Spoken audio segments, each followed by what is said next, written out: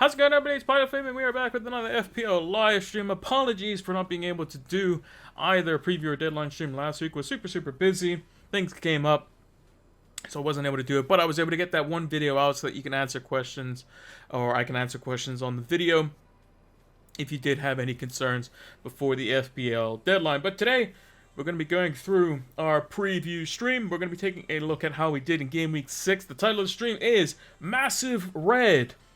Now that actually has two interpretations this week. One being Anthony over my shoulder here getting his debut goal, and Manchester United winning over Arsenal 3-1. But also Massive Red Arrow. The template was absolutely ruined this week. Unless you had some weird differential picks in your team, you probably were sitting on a red arrow depending on your rank. So we'll take a look at that. We'll also take a look at our predictions over the last two game weeks in Game Week 5 and 6. We'll see how we did for those. We'll do our predictions for Game Week 7, and we'll take a look at how my team's looking for Game Week 7, and some preview for some potential transfer or transfers going into Game Week 7. So, without further ado, let's get into it. Alright, we got the team up on the screen here. As you can see, a terrible game week rank, 9.02 million. That's the lowest probably game week rank I'll probably have of the whole season. It wasn't great. I had one goal and one clean sheet point in my entire team. And luckily, the goal was the player that I captained, which was Erling Haaland, who got himself some bonus points as well. Salah with the clean sheet point, but Dean Henderson, 1 point. Perisic, 1 point. Trent, 1 point. James and Cucurella, 1 point each. Cancelo, 2 points. Gundogan, 2 points. Martinelli, 2 points. Gabriel Jesus, just the 1 point. And overall, not great. I mean, playing Andreas Pereira would have actually been a gain, and he only got 2 points, which is crazy to kind of think about. But all in all, just was not a good week.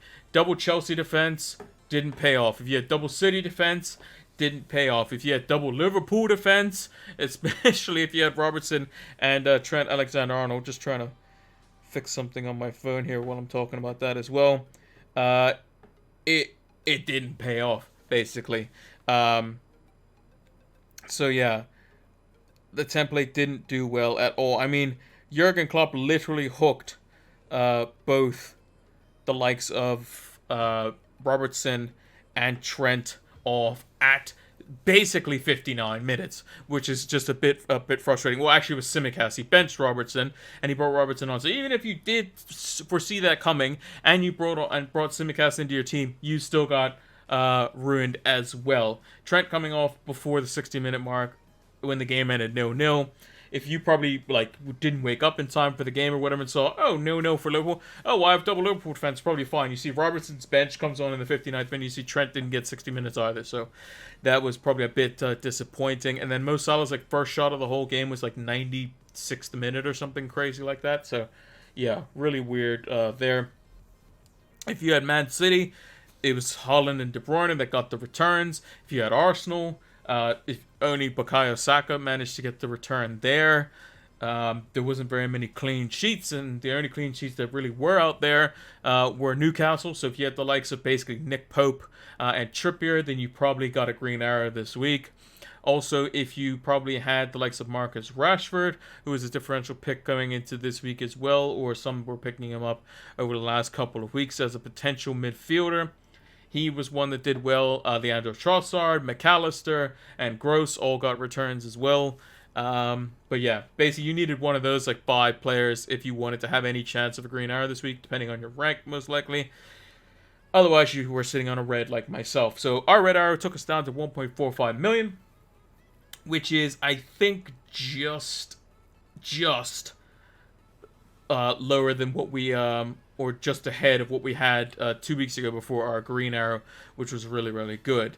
So basically net over the last 2 weeks has been 100k places, which isn't the end of the world. We're gonna have red arrows this season. I don't see any reason otherwise to not have red arrows this season. We just need to minimize how bad they are. But again, this team on paper only scoring 33 points is a bit disappointing, to be perfectly honest, especially with the likes of Chelsea, who played Southampton. You would think that'd be an easy fixture. Liverpool playing a not the greatest Everton team. Dean Henderson was looking like he was having a clean sheet again. That transfer, I talked about it on my little deadline stream video. It was either him or Nick Pope. I went with Henderson, and that was the difference of 11 points or something like that. So that was a bit disappointing. Perisic starting on the bench. Kind of expected that, but just hoped that he could get something, or at least stayed on the bench, and then Andreas Pereira would come on. Gundogan and Holland, when they start, I'm thinking, okay, versus Aston Villa, this is going to be great. And that didn't pan out either. So, again, all around, not the greatest week.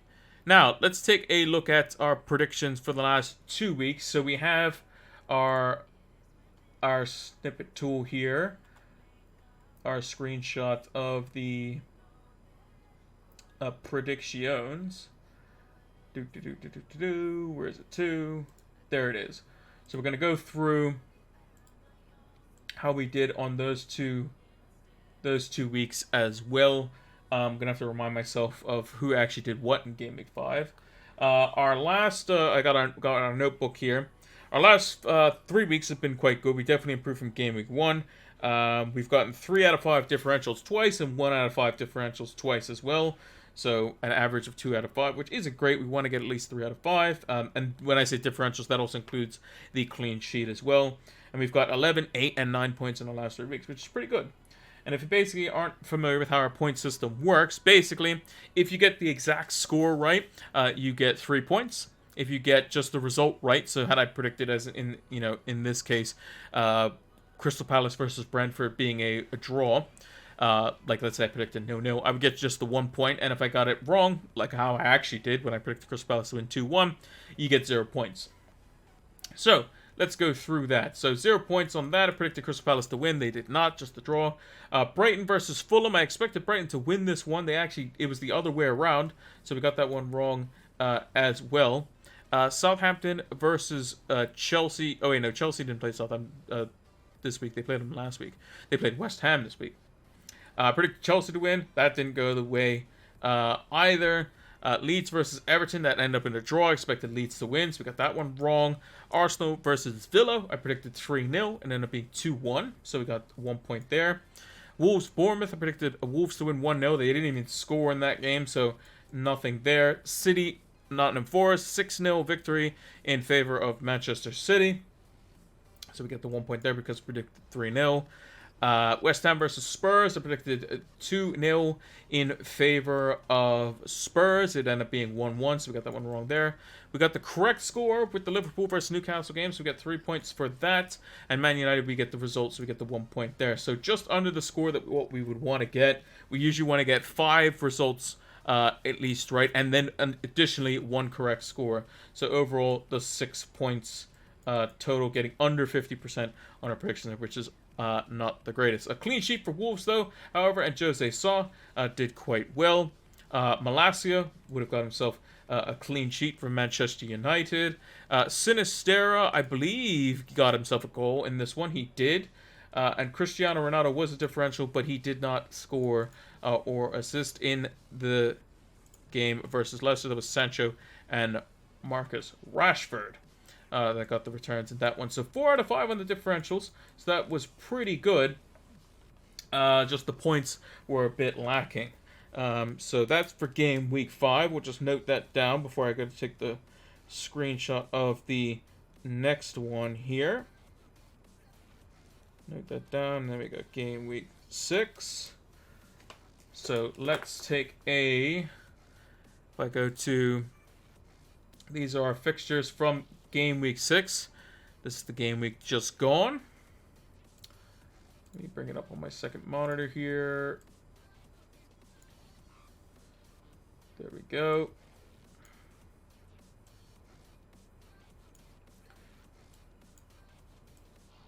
Not sure if the screen froze, but if it did, apologies for that.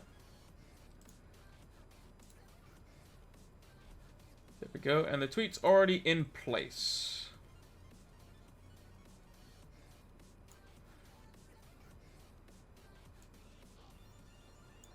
There we go, perfect. So, let's go through these ones here as well. So, Everton versus Liverpool predicted 2-0 in favor of Liverpool. Didn't pan out, so got that one wrong. Everton's stalwart defense got themselves a draw in that one. Everton actually have not conceded, I believe, more than like a goal since game week 2, which is proving that at least Lampard's trying to shore them up defensively.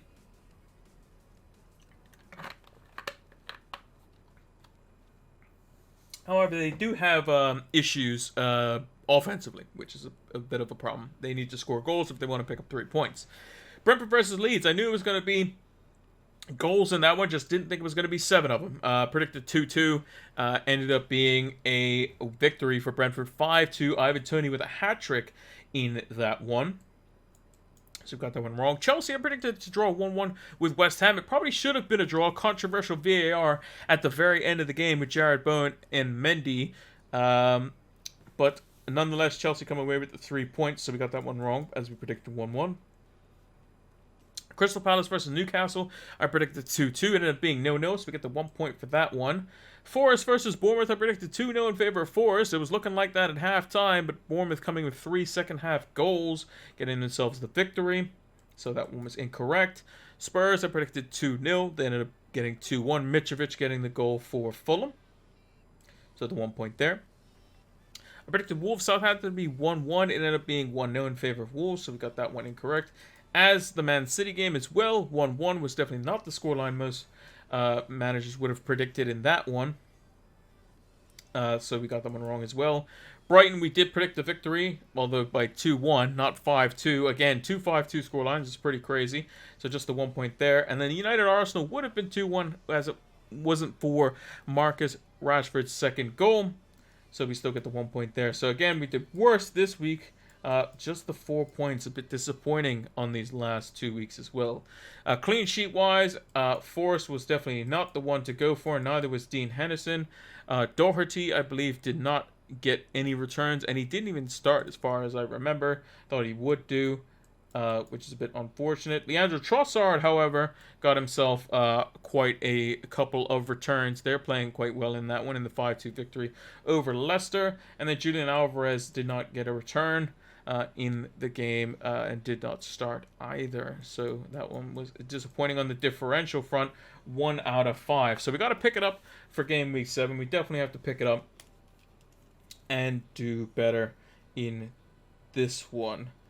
Seems like the lower the points this season, the worse my team does, which is not ideal. So we're going to have to improve on that. Although last in game week 5 we had a really, really good score and then just threw it all away basically. So that is that one there.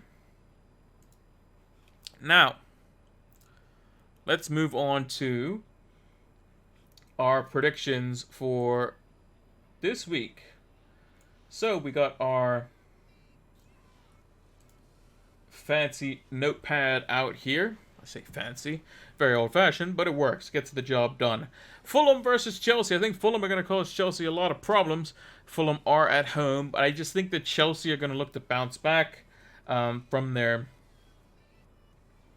I wouldn't say disappointing result, because they did win versus West Ham, but potentially problematic result. Aubameyang might be available for this game. They did say he was getting fitted for a mask. Whether he can play with said mask, because he had a break into his house, I believe, when he was at Barcelona, and basically got a broken jaw or something of that sort during the break-in. So hopefully, his family wasn't affected by that, and the best wishes are sent to him. But it looks like after his basic deadline day move of moving to the other very, very well-known London team, at least they're one of the top 6 teams, or big 6 teams, or greedy 6 teams, what do you want to call them, in Chelsea, formerly of Arsenal, as we now know. If he does play, I think they definitely have a very good chance to do so. I think the manager has a great relationship with him and could potentially control his kind of, I'm going to say erratic behavior, potentially disruptive behavior. Tuchel's got a lot of signings in, spent a lot of money, and I think they should be able to beat Fulham. I do think they'll probably concede, though, which double Chelsea defense, probably not feeling too great about. I just expect like Mitrovic or somebody to get a goal. But I think Chelsea will win this one. I'm going to go with 2-1. They get the away win. Bournemouth coming off a great win versus Forest, but I think Brighton are a completely different outlet here. I don't expect Bournemouth to score. I expect Brighton to win quite handily. I'm going to go with 3-0. Leicester versus Villa. This could be a potential win for Aston Villa. I think both teams are really, really struggling at the moment. Villa getting a good result, though. Versus Manchester City. I just don't know what Leicester are going to do. Like, I just really, really don't know what they're going to do. I think the partnership that they struck with Daka and Iheanacho may prove to be quite successful. They don't have Europe to worry about this season, so they will be, barely fit going into most game weeks and having a full week's rest. I think that Leicester should be able to take the victory at home, because I just think that attacking wise they always have something there, whereas Villa not necessarily the case, even though, and then both teams aren't the greatest defensively. So I think if there's going to be one defense to crack, it's going to be Villa. So I'm going to favor the home team. I'm going to go with Leicester winning the game 2-1. Liverpool versus Wolves. I think Liverpool are probably going to be saying and kicking themselves, basically, we need to do better. And I think that's what they're going to do. Darwin Nunez now back in the starting lineup. Home game versus Wolves. I expect Liverpool to bounce back. Wolves don't typically score very many goals and haven't been very potent. I mean, they couldn't score against Bournemouth the other week. So I expect Liverpool to win. I'm just going to go with a simple 2-0 win. Get Wolves done and dusted out of the way. Southampton versus Brentford. I think Brentford will continue their good form. I don't expect Southampton to potentially score versus Brentford. I think their defense is on solid ground, as it were. Raya has been performing very well in goal. I think there are the odd occasions where they do concede a pretty random goal. I just don't think Southampton's attack has been there since the likes of Broja has left. From last season. It just seems very inconsistent. They're very much like Wolves. Like, they can potentially concede some silly goals. Southampton more so than Wolves, as an example. But again, not really assured up front. So I'm going to go with Brentford 2-0 as well. Now the big game of the weekend. Excuse me. The big game of the weekend. Hopefully I'm not yawning when I go to watch it. But Man City versus Spurs at the 5:30 kickoff on Saturday UK time. City being at home, I expect City to probably win this game. Spurs will probably put up a stalwart effort, as it were, a very hardened effort, but I expect City to win this one. I think it's going to be close, though. I still think like Kane or Son may pick up something on the break and get City out of position and catch them napping and get one, but I think City will win the game. Expect Haaland to probably be somewhere in and around the score sheet, so I'm going to go with City winning 2-1. Arsenal versus Everton. Arsenal coming off their first loss of the season, having won their opening 5. Manchester United stopping the current top of the table Arsenal.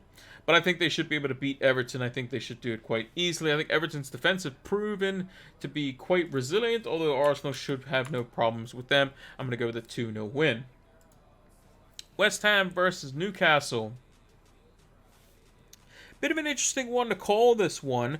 I'm not sure if Bruno Guimaraes is back. I think he wasn't. Was he? I'm not sure if he was available in Game Week 6. I didn't really watch Newcastle Everton all that much.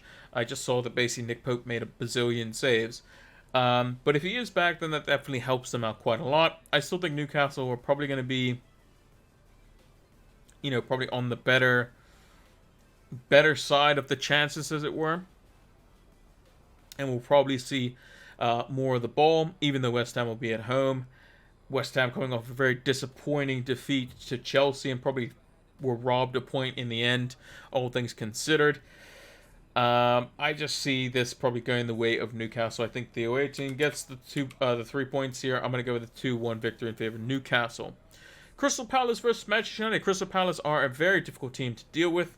I think that Being at home, it's a very interesting dynamic because United have been burning a lot of teams on the counter and haven't had as much of the lion's share of possession. I think Palace will try to give the ball to United in a sense, and hopefully that they can beat them on the counter attack. This could end up just being one of those games where both teams don't want the ball and want to counter the other team when they're out of position, and then it ends up in like a 0-0 or 1-1. I still think United gets the job done, though. Do I expect United to keep a clean sheet? Excuse me. I'm not too sure. Do United keep the clean sheet? I think United do keep the clean sheet, to be honest. I'm actually going to go with a very narrow margin of victory. I'm going to go 1-0 Man United. Leeds versus Forest. This could be a very attacking game. I expect Leeds to win, though. Jesse Marsch, I don't believe, will be on the bench for this one, but I don't think it should matter too much. I expect Leeds to win. I'm going to go with a very hectic game. I'm going to go with 3-2. Clean sheet in this one. I'm going to go with Brentford over Southampton. Goalkeeper this week. Who am I going to go with? Well, let's see.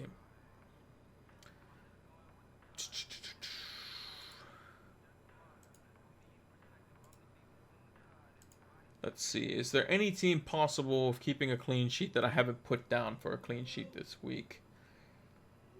I'm actually going to go... I know I put him down to concede 2 goals, but let's go with Meslier, or Melier, however you pronounce it, from Leeds. 2.4% owned.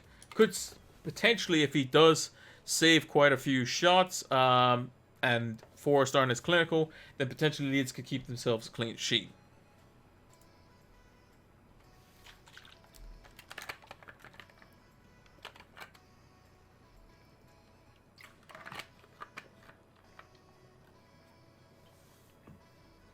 Moving on to defense. Who are we going to go with? Let's see. Is there a differential defender out there potentially? I'm not sure if he's fully fit yet, but he could be back in the team. Did he play? He came on for 10 minutes versus Everton. Maybe he gets his return back into the side. Joel Matip, I'm going to go with him. 5.9 million, playing Wolves this week. Could be a differential defensive option for Liverpool, and is very good from set pieces as well, so could be involved in those. Into midfield, who shall we go for? That's a differential midfielder this week. What is Madison's ownership?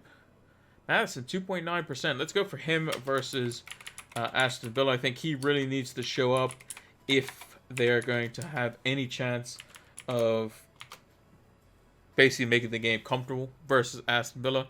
Currently at 7.9 million and has a really good run of fixtures after the Spurs game. So one to potentially keep an eye on with a lot of good home fixtures in here as well. Forwards. There seems to be a lot of forwards that are doing well at the moment. Let's take a look-see at the fixtures here.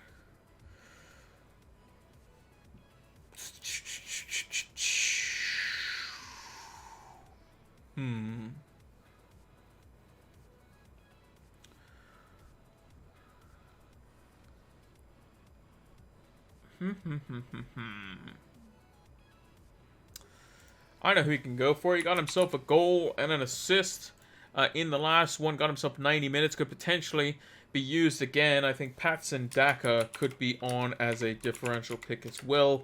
0.7% owned. 5.7 million price tag. Let's go Patson Daka. They play versus Villa at home. He could be paired up with the likes of Vardy, but probably he's better with Iheanacho just because of stylistically how both him and Vardy want to kind of run behind. Excuse me. And yeah. They Leicester need to get 3 points They definitely do, because they are really, really struggling at the moment. So yeah. Let me...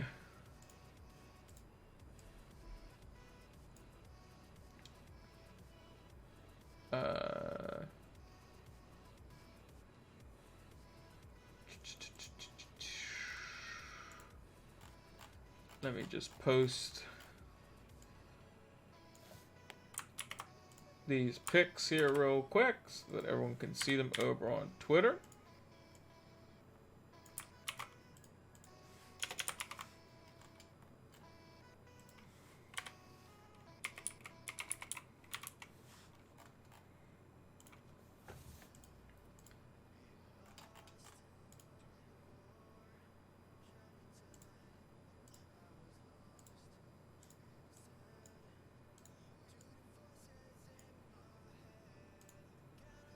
There we go. Right. Now, let's move over to my current team, which hopefully has some points coming its way this week, because last week was definitely no bueno. And for those who don't speak Spanish, that means no good. But yeah. Hopefully we can get some points this week. We got Dean Henderson in goal. Got Leeds away. Could potentially get some save points. I'm not expecting a clean sheet potentially here. The away fixture. I just think overall his number of saves and clean sheet potential versus Fulham at home and Bournemouth at home was going to be better than Nick Pope, but it doesn't seem like that's going to be the case. But regardless, we have him in goal. We got João Cancelo, Ivan Perisic playing each other. We have Trent Alexander-Arnold, Reece James, Cucurella. We have Gundogan or Gundogan, Mo Salah currently has the vice captaincy, Martinelli, Gabriel Jesus, and Erling Haaland, who currently has the captain's armband, with Ward as our backup goalkeeper, Andreas Pereira, Josh Da Silva, and Archer, first, second, and third subs respectively on the bench. Now, what are the problems in the team currently that we have to potentially solve in the coming weeks? Well, we have 2 weeks basically until the most likely place to wildcard because of the fact that it's the international break, and it just makes sense to do so as there's some fixture swings in there. Not the greatest fixture swings, but there are fixture swings in there. Our problem is that there is midweek games where players have to travel to different parts of Europe for the Champions League, Europa League, Europa Conference League. Now, out of the players that are currently in my team, every one of those players in my team, apart from Dean Henderson, will be a part of those tournaments, festivities, whatever you want to call it, basically, right? So that's why it's very difficult to make transfers early on in the week, because if you say, oh, well, Salah was rubbish last week, I'm going to get rid of him. I'm getting rid of him, and I'm bringing in, let's say, Bruno Fernandes. When United could go play against Sociedad on Thursday, and Bruno Fernandes can get injured. And then you've just wasted a transfer. You've gotten rid of Salah, and let's say Salah scores 2 goals in midweek, is looking really good. Liverpool looks back to their best. Then you'll probably be kicking yourself. Obviously, knock on wood, that no, don't wish injury on any player, but that's why you need to kind of be a bit patient. So a lot of price changes on Sunday, and I think that some teams are probably going to be able to rotate more than others.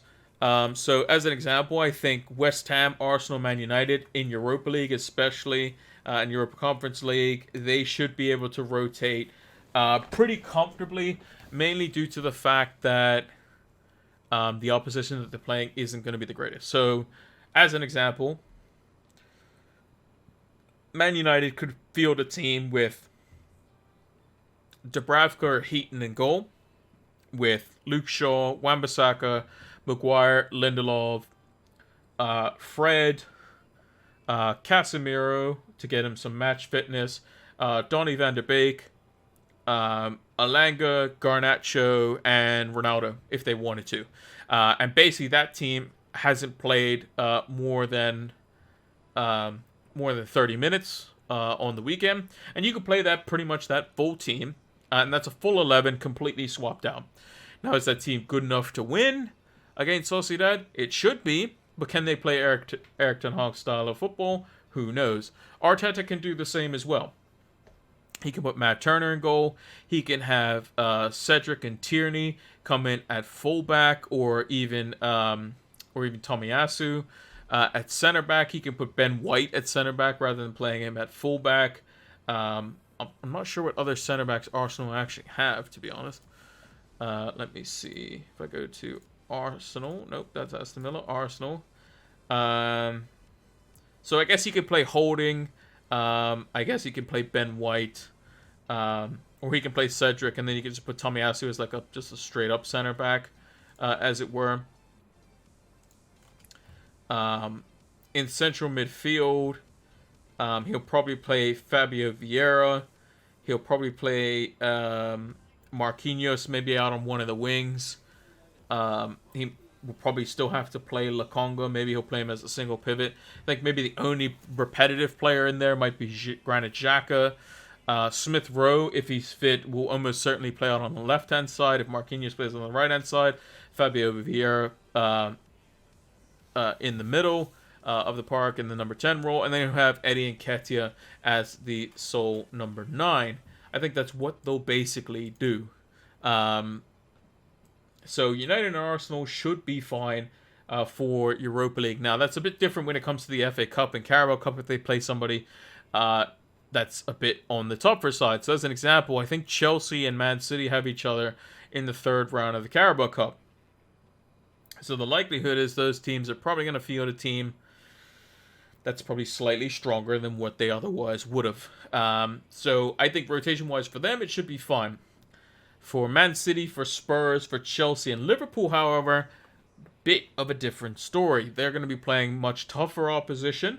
Champions League is a bit more like you have 3 games, and all 3 of those games are going to be pretty difficult for the most part, or at least should be quite tricky. City start off, I think, with Sevilla away as an example, which is not an easy game.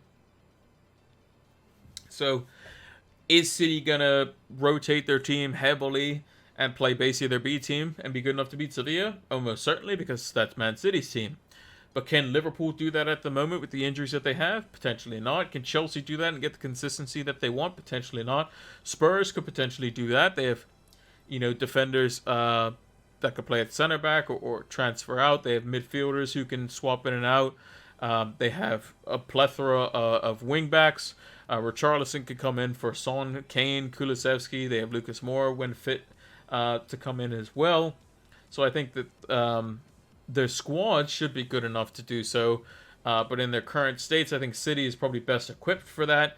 I think if you're expecting Haaland to not play at home to Spurs from the start, I think you should probably reconsider. I think the likelihood is he'll either not start Haaland versus Sevilla now, or he'll start Haaland versus Sevilla, see if he can kill them off in the first 60 minutes, and then take Haaland off. That's what he wants to do. That's what Pep Guardiola wants to do. The same will probably go for the likes of Antonio Conte. I can't remember who they have, but I think their group should be fairly straightforward as well. I think Chelsea has a very easy group. I think their toughest opponent is AC Milan. Everyone else should be a walk in the park. So I think this is something that needs to be considered when trying to go for that 0.1 price rise.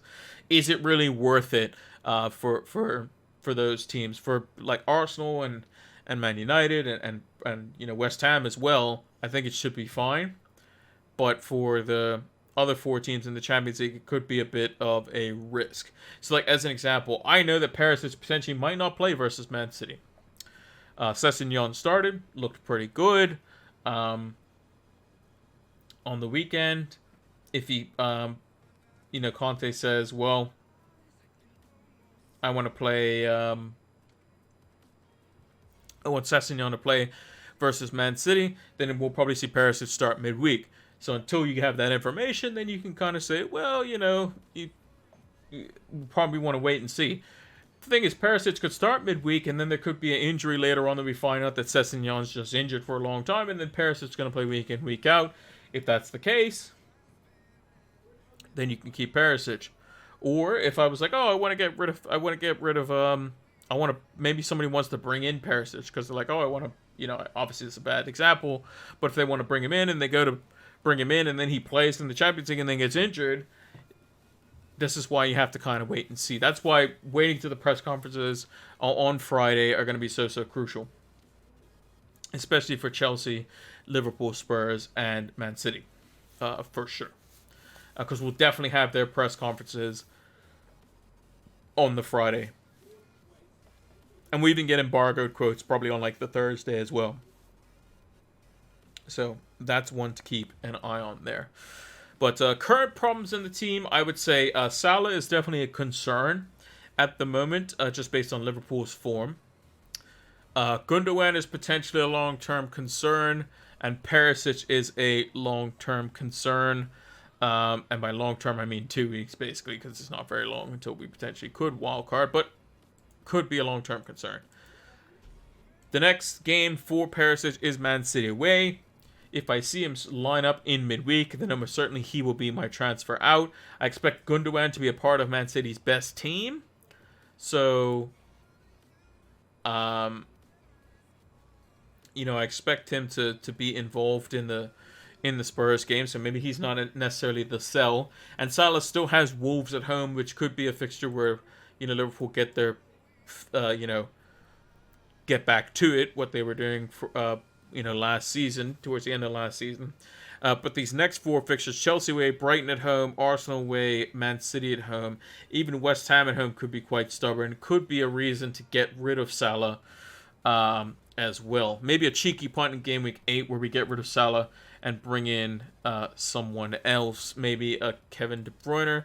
Man City play Wolves away, so maybe De Bruyne would be good in that one. Maybe it's a cheeky little Man United player like Fernandes at home to Leeds. Excuse me. And potentially could be a captaincy shout there as well. That could be the cheeky little punt. So what would that look like? Let's see. So let's bring up... Where is it to? FPL.team. A fantastic website. Just going to change it to my ID off on the side here.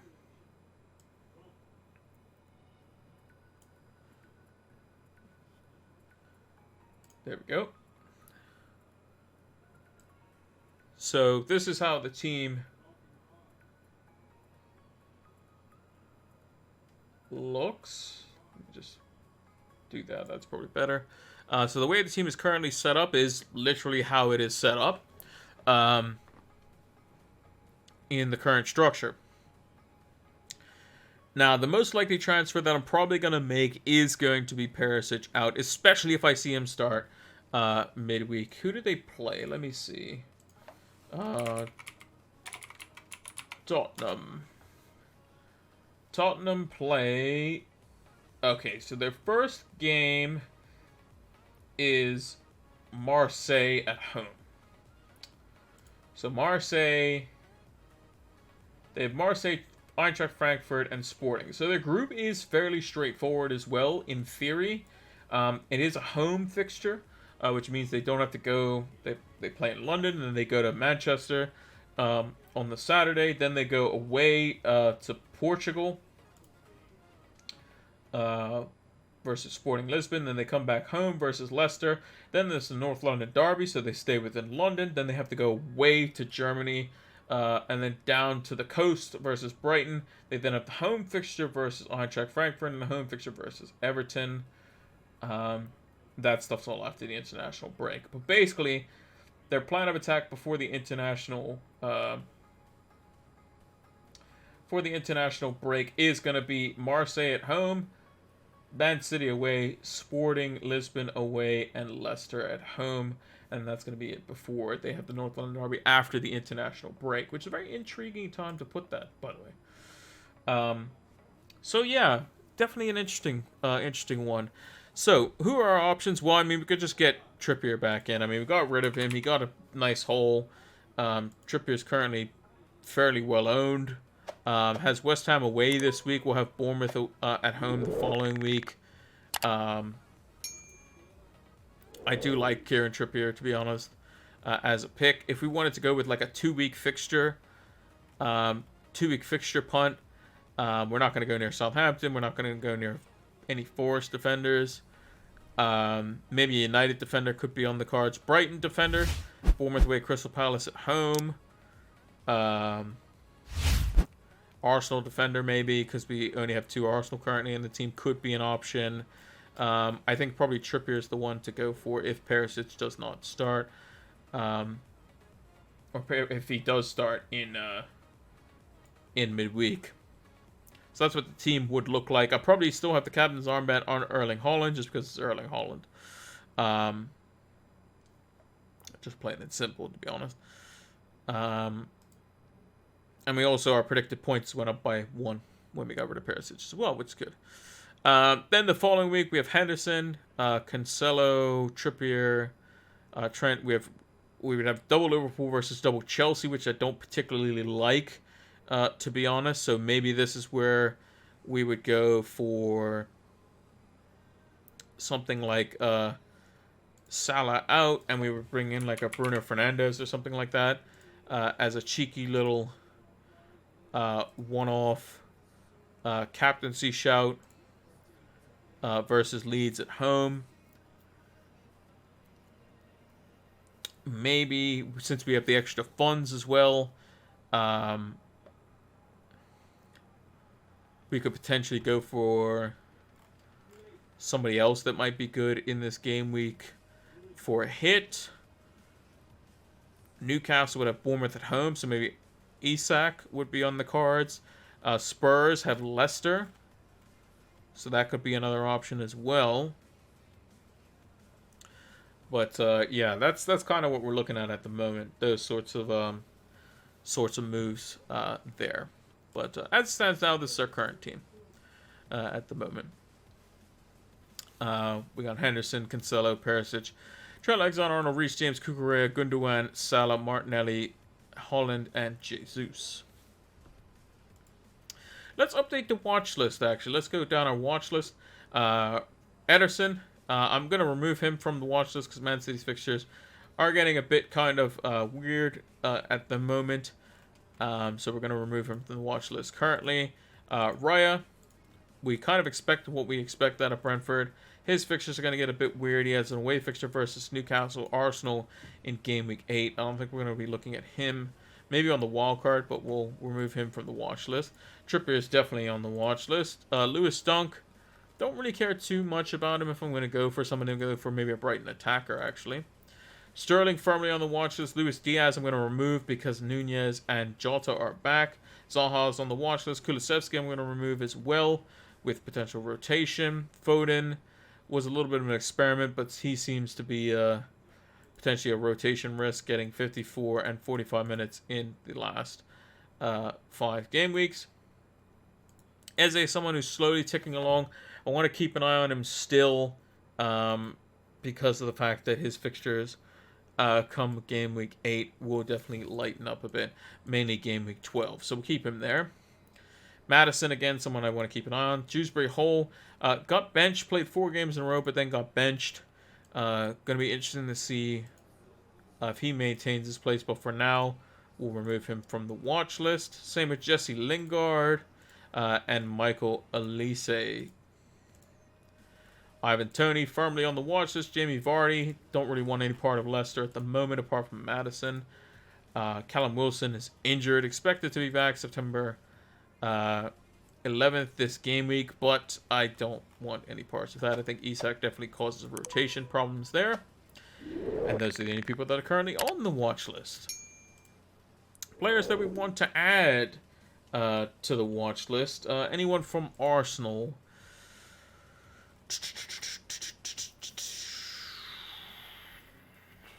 Not particularly. Don't want anyone from Arsenal. Aston Villa, definitely not. Bournemouth, no. Brentford, No. Brighton, I want to keep an eye on the likes of potentially Pascal Gross. He's gone up by 0.5 million already this season. Leandro Trossard.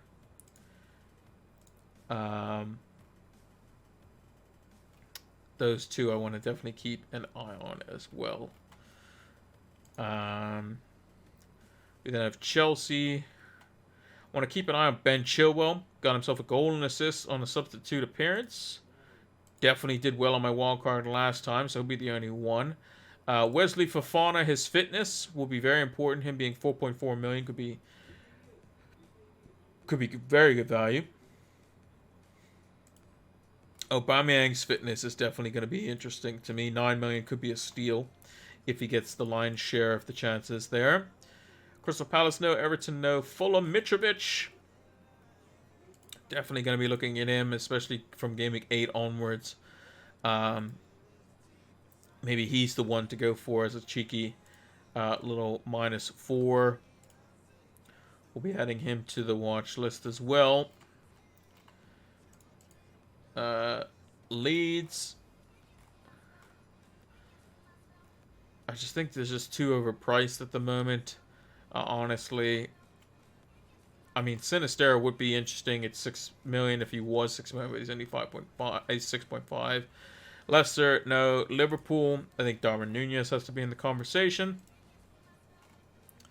to see if he just maintains his place, just period. Manchester City, nobody there. Manchester United, definitely some interest here.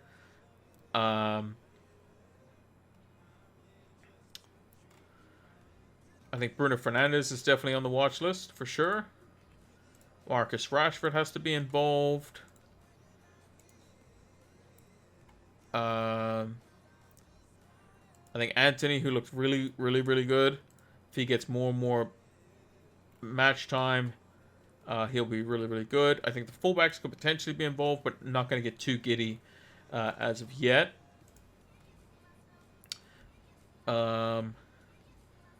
Newcastle, no. Forest, no. Southampton, no. Spurs. Spurs' fixtures are a bit weird, though. I'm not really interested in that, to be honest. They're not the greatest. West Ham. I mean, their fixtures look pretty good. But they're just not playing well at the moment. Skamaka had an illness. You know, I still need to see more from them. I mean, Bowen just hasn't been good at all, to be honest. Just has not been good. And then Wolves don't really want anyone from there. So yeah, the watch list only has 16 players. No goalkeepers, just 3 defenders. Trippier, Chilwell, and Fofana. In midfield, we got Pascal Gross. We got Rashford, Sterling, Trossard, Zaha, Eze, Madison, Fernandes, and Anthony. And forwards, we got Tony, Mitrovic, Darwin, and Pierre-Emerick Aubameyang.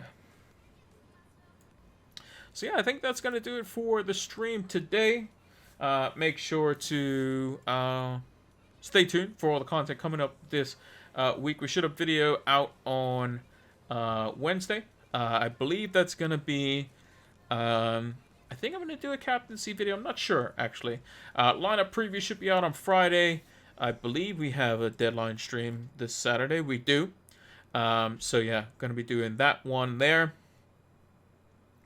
So make sure to stay tuned for that one. Shouldn't be any problems. Should not be any problems. So yeah, make sure to check that out as well. So, but before we sign off, let's talk about one key partner that has helped us through all of last season as well as this season as well. And that's Fantasy Football Scout. We will be using our tables as per normal on the deadline stream come this Saturday, and any of our videos we typically use data from the Fantasy Football Scout members area, customizable stats tables, some of which I have already basically implemented and kept and made public for those that are a member as well. So you can check out all the stats tables that we use for our videos, and feel free to use them as well. So yeah. Thanks to Fantasy Football Scout. Make sure to check out the link in the About section if you're watching this on Twitch, or if you're watching it over on YouTube, it's down in the description below. Make sure to check them out. Fantasy Football Scout is fantastic members area. It's going to help elevate your FPL game. Now, let's move over to the big screen. So, that's going to do it for the Gameweek 7 preview stream. Had a lot to get through in this preview stream. We will be back, like I said, for the deadline stream on Saturday. All things going well. We should be all fine and dandy. Just had a lot going on last weekend. So that seems to be all clear, as it were. So we should be all good to go for that one. So yeah, thank you all for watching. Make sure to like, favorite, subscribe, comment, all that good stuff. And make sure to check out all the comments or anyone who sends their teams over to me on Twitter and that sort of stuff. Or if you just want a general chat, I'm always here to help as well. Thank you all for watching. And until next one, take care.